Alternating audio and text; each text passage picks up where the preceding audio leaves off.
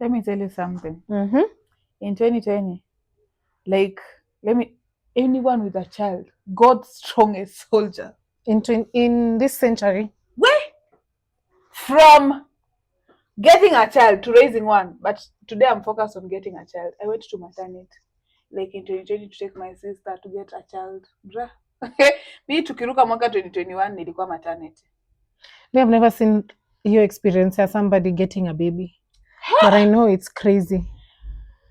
Mimi nimejionea mambo. But the word that you are in ilikuwa for people from CS. But sasa wale wana give birth naturally. Like your delivery room ilikuwa tu hapo. But then what do you think about having midwives and what is it called? And water baths? I think water baths are good. Nasikia ni less painful. Yeah, ni less painful. Na ni pia you recover faster when you do the natural giving birth thingy as compared to the C-sections and all that. But okay, me, I think like C-sections depends mahali umefanyiwa. Because I have like four different people wenye wamefanyiwa in different hierarchies of nini hii of hospitals. Na kuna this particular person mwenye alifanyiwa like in a very good hospital abroad. Na her nini was so smooth, very smooth. And then we talk about like natural, but honestly, I'm speaking out of ignorance. But me, all these things just know they're inspired by pain. Me, I don't want to feel no pain. You cannot say that. You'll need to give birth at some point. My pain tolerance is negative 5,000. No, me, I have always known that I can tolerate pain to a certain level. Me, I can't. Don't ask me how. Okay. We will not. But me, my pain tolerance is like 0.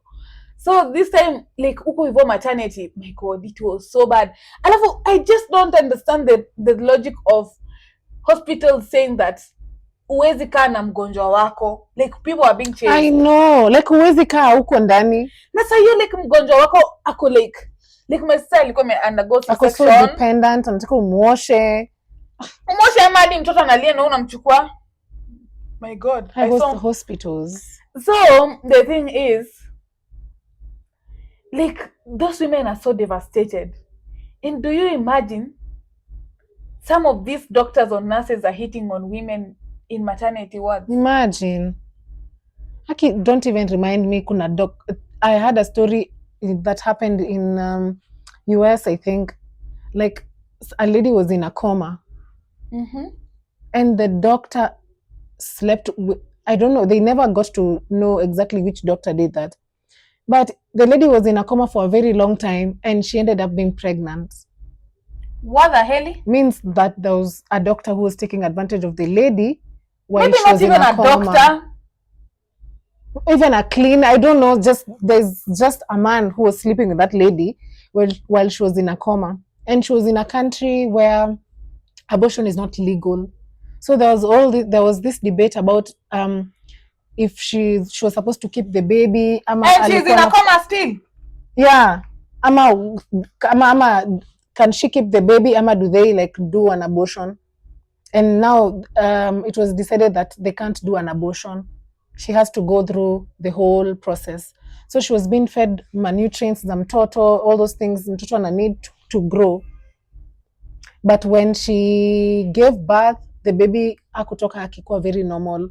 Alikuwa just very weird. Me, that's why like, I usually feel like, I know it's very twisted, but and I'm saying, I don't know, from a level of ignorance, but I fear for parents who have like special needs kids, because people don't even talk about like how they put their special needs children on family planning because they don't trust their male relatives. That's a whole topic. Yani, when we start that topic, I don't know. So weird. I'm like the Nyeri, and I wanted to add these Muslim leaders. I have a story. Mahu? What are they actually called? Mama. Madrasa. Yeah. I may take advantage of small babies. These people should not be jailed. Aki, they need to be killed. Slow killing. Aki, we need to come up with a rule that like my friend really was telling punishes me, these people vizuri. Unakatwa kidole moja hivi hivi, alafu unapewa antibiotics unapona, then nyingine inaanzwa. Because children una ruin babies for life. Let me tell you something. This time I was doing sensors. This is so funny, babe. Yo, we are so diverting from the main story, but let me just say, I was doing sensors. Let me sit still. And then, like the person, like the adult that I was working with, like he's like we went to school with his son.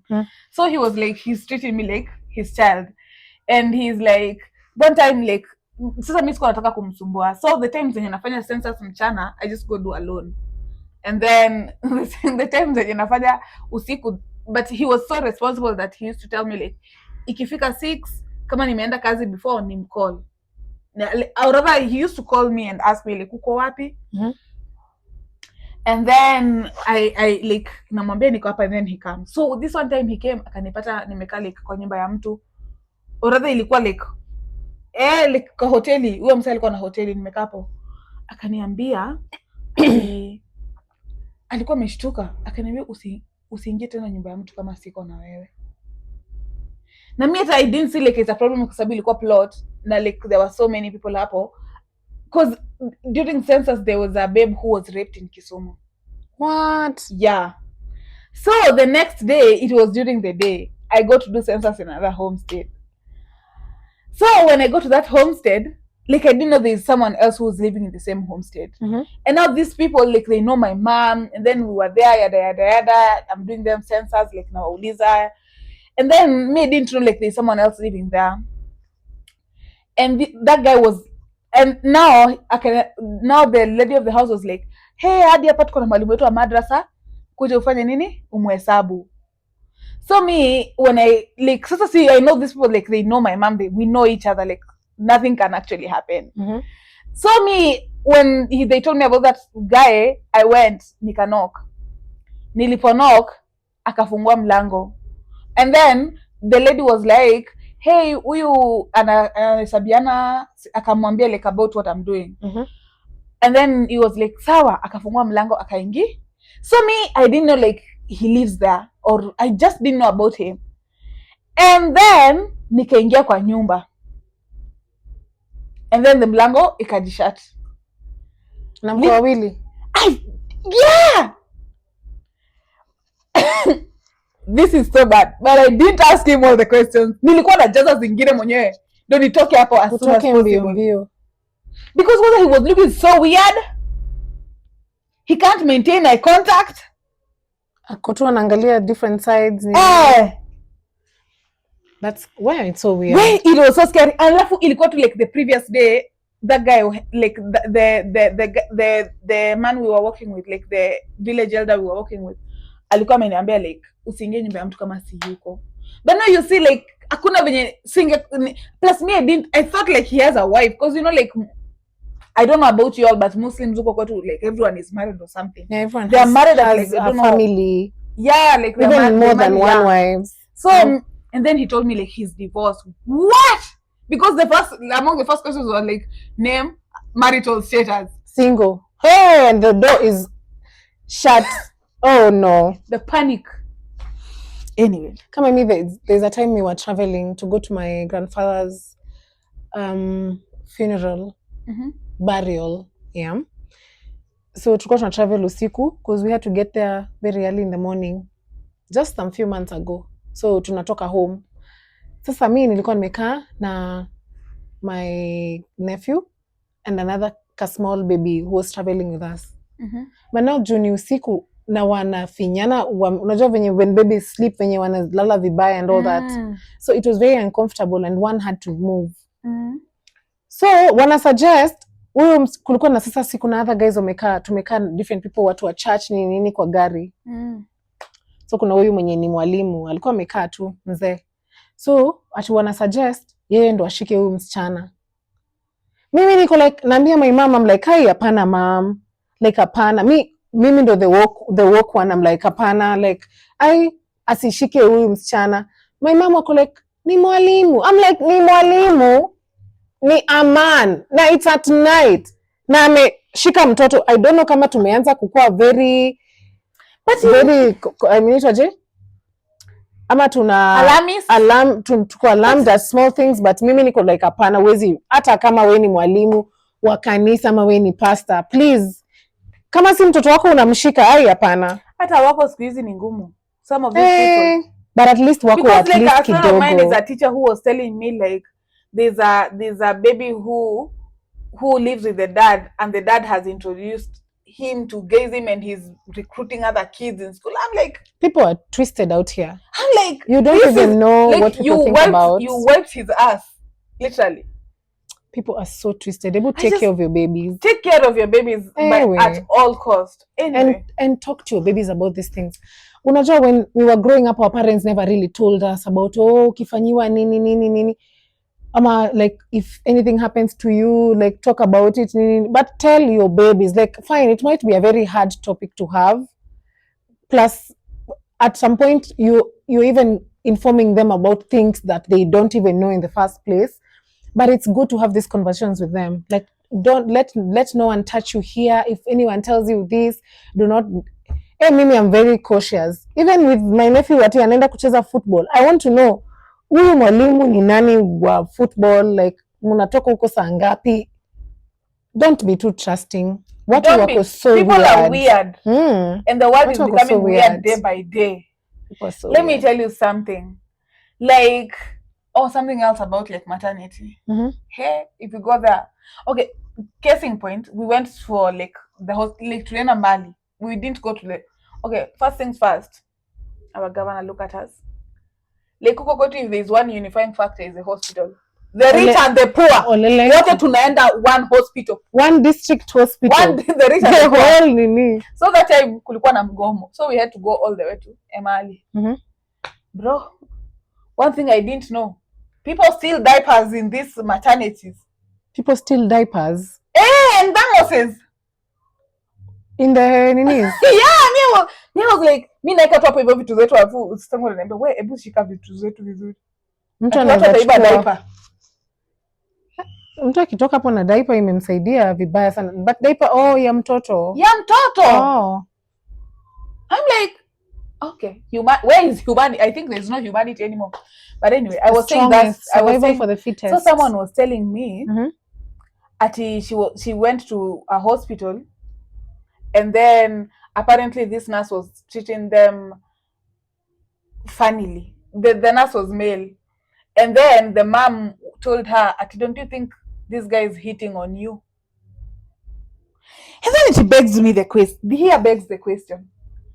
Do you think there are some places that are off limits? Don't hit me on a matatu line. Don't hit on me on a supermarket line. But again, it's so weird. It's so weird. Everybody's looking at you. Don't even hit on me na matatu aki also. Jameni. Sasa, now this is the epitome of it. Imagine people mko mochari. Na mtu ana hit on you. Mochari. You are mourning your loved one. Na mtu ako tu like, you are the love of my life. Crazy. I'm sure that's psychosis. That's crazy. Like, I'm not a scientist, but I'm sure that's some level of psychosis. Am I in a hospital? Like, babe, acha nikushow. Then, like, when I'm cramping, bro, I just don't want to look at no one. Not I imagine having a whole baby. Because I hear the boobs are zinauma. And then the other thing, like, uko na wounds, emotionally haukuangi sawa. Mtoto kwa hapa analia, you don't know how even, and then someone is busy hitting on you. Kwanza a doctor mwenye una actually depend on who come through for you. Lakini women go through a lot. Sometimes men wanatakanga kujustify about things that happen to them, but me, I'm usually like, please just like take a look around. Women wako so vulnerable. Like, women are so vulnerable. Men wenye wanakuwa beaten ama taken advantage of ni like 1%. Sasa me, if I may ask you, where do you think it's like off limits people hitting on you? Apart from mortuary, of course.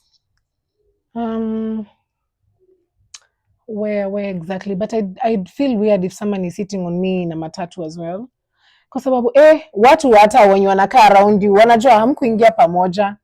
muna vibe like watu wanashanga tu mnaongea nini kidogo kidogo mume exchange numbers. Ay. Me in a matatu is also very weird. Because I just don't trust people hitting on me randomly. People are stealing from people. Me hata sometimes hata nina feel kama it even tells a lot about who you are. What do you mean? Like kwani wewe uko aje? Like how desperate are you to start pulling stunts on someone in a matatu, like someone you just met and you're already like unarusha lines? Lakini babe, don't you think you only live once? Like you might never see this person again. Maybe because people there was this study saying that most people are meeting the love of their lives in grocery shops. Like, you know, when you go to the supermarket, the one that I said don't hit me on me. I think I might start looking good when I'm going to the supermarket because the way I look very homeless. You can hit on me in a supermarket because you're definitely gonna pay for that bill. Okay. I'm kidding, but I don't know. Okay, I feel like don't hit on me, Basima Ali. Everybody is looking at us. Like everyone is on our business, wanashanga to what's happening. Okay. Oh, okay, jokes aside, just don't hit on me when I'm making money. Because I'm so fixated on making money. Yeah. Don't hit on me because I'm busy. You will see another side of me that you'll never.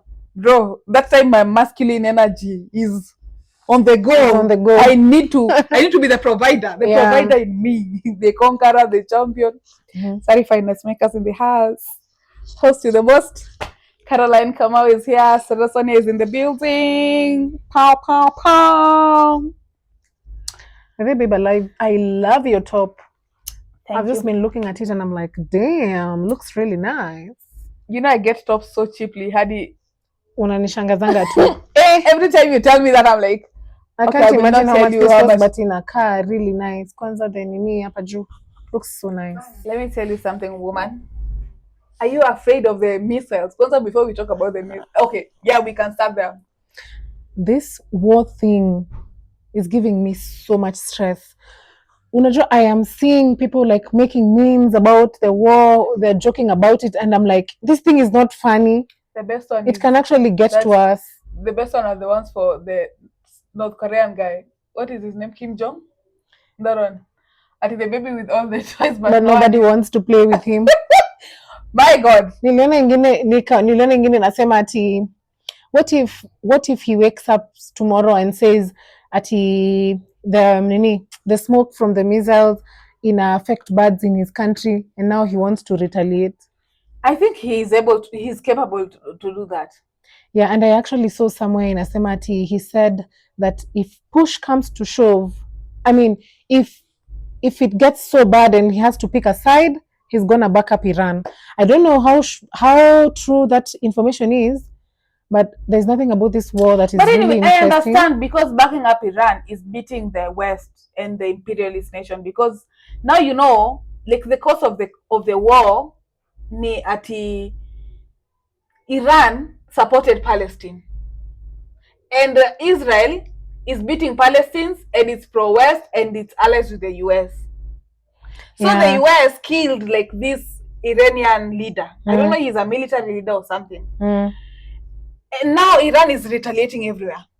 But now, as I was telling you earlier, like there's this missile that was thrown by allegedly Iran to the military base to UK's military base in Cyprus. And Cyprus is a NATO nation. So when the principle is usually if you hit on one NATO nation, all of them come together to protect each other. So, and the NATO nations is like the big European nation, kina Germany and France, and kina US. And now was conspiracy theories again. Let me tell you something, the grapevine will kill me because the number of fake news I'm getting out here. But you know what, if the juice is juice, drink it without no straw. The Israelites might be the ones who threw that missile so that they can like start something. Yeah, like they want everyone to be against Iran. It's so weird, it's so twisted, but in the glimpse of like in the grand scheme of things, that's what I aim to say.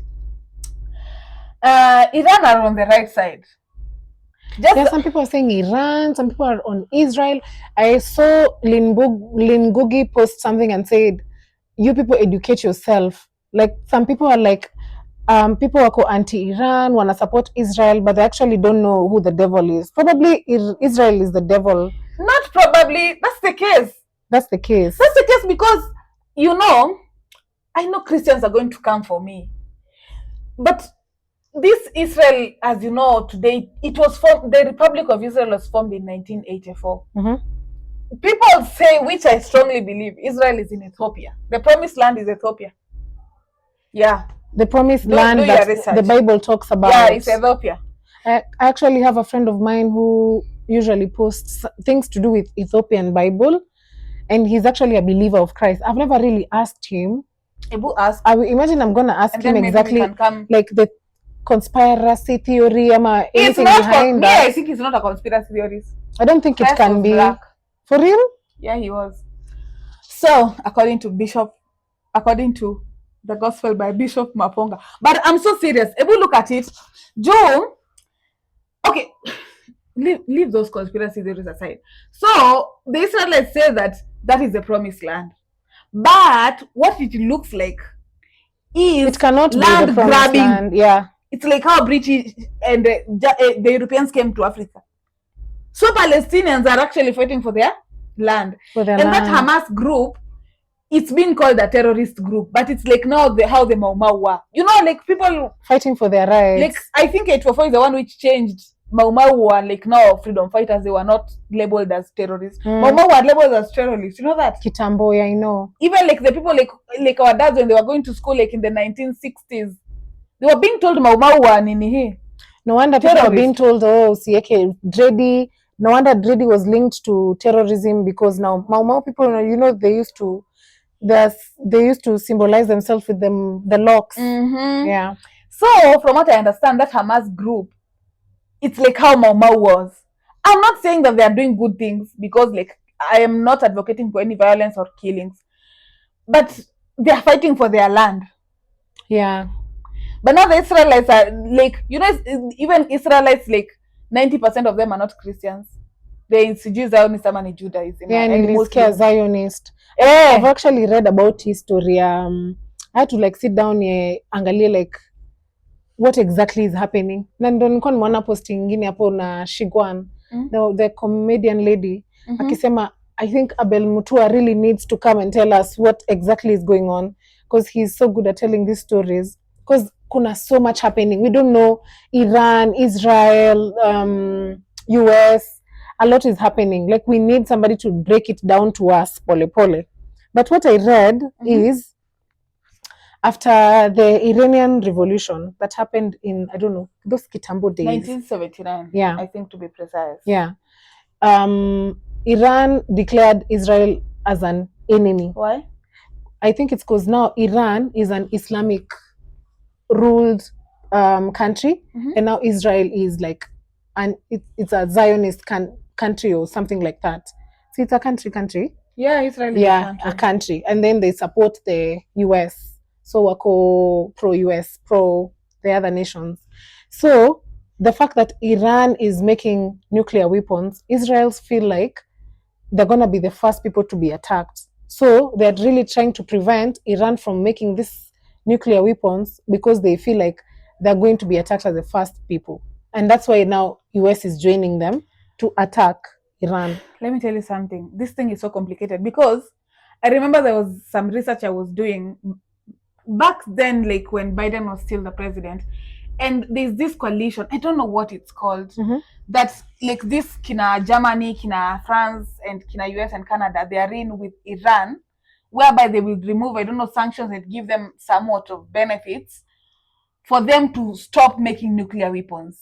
Yeah. So Trump left that when he was president the first time, he left that coalition. So when Biden came in, that's the first thing he did. Because now Iran is continuing to do what? To make them. You know, like this Iran, they are labeled like a live wire.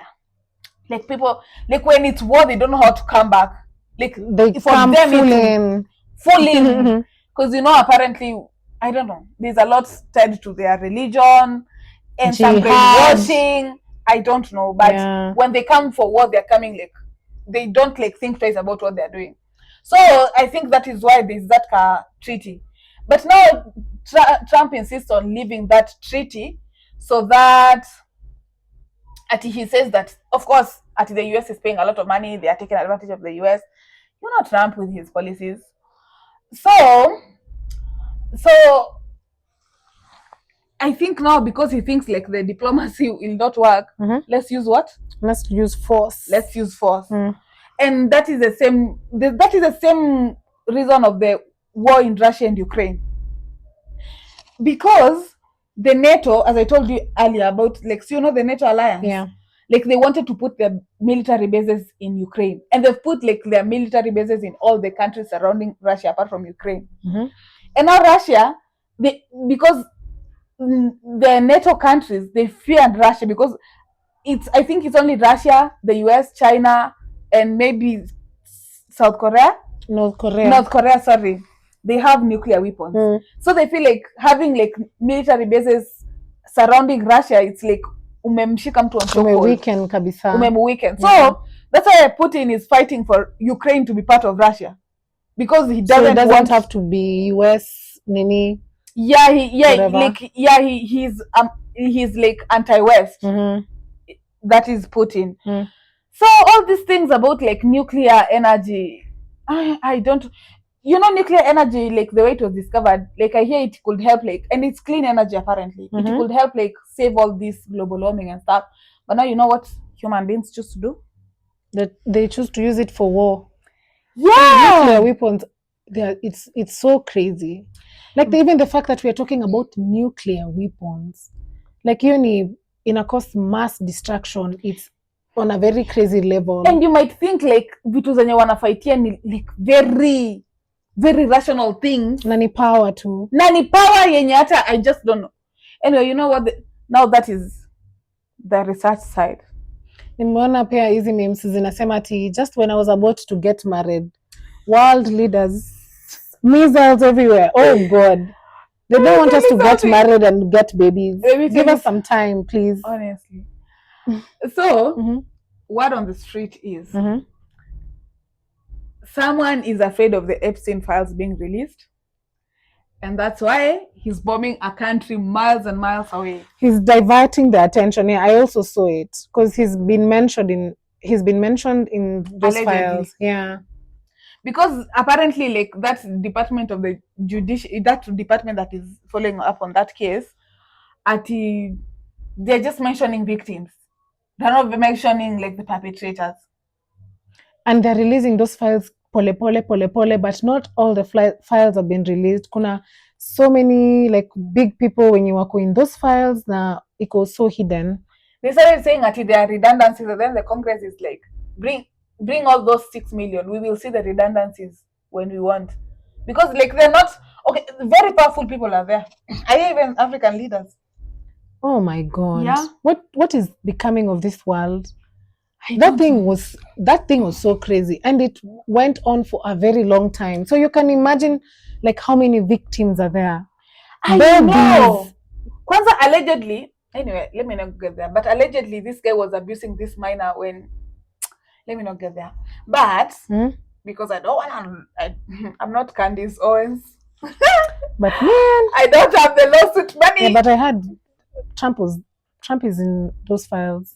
Yeah. And we know Trump. Okay, we don't know Trump. Trump being Trump. We don't know Trump. Don't come for us, please. Honestly. But Sasa, I'm like, do you actually think like he is bombing Iran because of he doesn't want like those Epstein files to be released? Might be. People are saying it's none of his business. Like him getting in between Iran and Israel really is none of his business. And what's with men and minors? I wonder. Because someone told me something. Apparently, you see this thing for age gracefully, age like fine wine. Like it's pegged on pedophilia. Really? Because why do you want men to look like? Why do you want women to look younger and like children? and naive and I don't know. Think about it. This man minor thing is just very heavy on me. I just feel so bad about it. Yo, because I'm like, these were very powerful men. Like they could afford anyone. But I hear the woman who was trafficking those children, because they're children, they're not ladies. Apparently, she's in house arrest in a 5-star hotel. And why did they even kill this guy in prison? He didn't even last a month inside. Yes, because they knew like he's going to be at our chomoa, he will snitch them. This rapper who snitched even Bill Gates, even who. Yeah, but remember say allegedly. Allegedly. Yeah. Yeah. Wanasema not everybody who was mentioned in those files was actually like was guilty. Some even like the brother to this king who's there right now. William. Prince Andrew or what? I don't know if it's Prince the brother. William. No, William is the king. Oh, William is the king. I think so. But his brother is also in those files. Yo, what? It's crazy. This guy had a whole island, and even authorities couldn't access that place. Yani, they used to fly people with planes to that place. Deep down, I usually think like, when is the islands? Are they usually like part of countries? Yeah, but you can buy it. You can buy a whole island. Now, if you have money and you buy a whole island, it means like nobody can really just come there like the way they want. Like there's no like surveillance. Oh, it's private property. It's private property. You know, we have a running joke in our family. So, my mom was telling me how like they went to shika mtoto, and then this woman had given birth to her 8th child, and then one of the shoshos over there said, "Ati hey." Now she said in Kikuyu, "Hey, na usizae mwingine. Utapika changa." Mimi nilipika changa. What does she mean by kupika changa? Si like alipata shida hadi venye alipika changa ndio leo watoto wake. Guy. Like anamwambia usiongezeke ingine. So all the time we hear someone has given birth to a lot of the third child, to like, huyu atauza changa. Atauza changa. Crazy. So do you actually think like mtoto anakuja na sahani yake ama changa itauzwa? Me actually nilisikia haikufangi kukua mtoto anakuja na sahani yake. Mtoto anakuja sahani yake. Oh. Like now, all the time is taken inakuwa tu tending to the baby. So hakuna kenye ati mtoto anakuja na sahani yake. Where get money before you get those babies? Even the friends wenye wako na watoto wanatuambia, don't get these babies if you're not financially stable. Mimi sijui watu wanataka kusikia what language, but me listen to them. Niko like, God, I need to have that money before I get that baby. And babies get sick. But I don't think like you can be prepared. Okay, you don't have to have a lot of money, but at least just be in a place where you can afford the basics, yeah? Like you can afford food, like to pay rent, ama shelter over your head, and clothes, and you can afford like to take the baby to hospital akikuwa mgonjwa, and you can afford the diapers and the food the baby needs. Okay, diapers because that inakaa kama ni luxury in a household. Like kwanza food and healthcare, because one thing for sure, those small people get sick. And they get so sick. And you can't just say ati watasikia poa. Why? Homa ya mtoto ni very crazy. Insurance ni Yesu iliachwa. Why? We need to be stable. Honestly. What do you think about these demolitions that are happening like by the roadside? Where exactly? Hey, even like in Roysambu, South Bay, Githurai, I've seen like this week they're supposed to be demolishing sijui all soaps. Yeah, they're demolishing. I've not heard anything about it, babe, but najua the Githurai one, because the last time we went to the market walikuwa na demolish, but that is just about the market. No, it's about roadside. Like it's about even roadside. In South B, I hear even in Nairobi West. Let me tell you something. I know people will politicize these things, and maybe it's politicized, but on the real sense, if we are asking our leaders to follow the rules, we also have to like follow the rules. Like umwezi kwa uliona China watu wakiuza vitu kwa barabara. But I know unaona like unaonanga those places like Narok, those places gari ina lose control, ina ram to people wenye wanauza kwa roadside, ina kill so many people. I think roadsides unafaa kukuwa na some meters yenye you cannot but do again, anything karibu na it's so barabara. twisted because let me tell you something, like biashara imekuwa ngumu, hakuna jobs, so everyone is going to the markets. So hata hizi markets zenye zinajengwa na government, like watu like like watu ni more than the space, and then now they go alafu pia kuna this notion ya watu watakuja huko kwa market.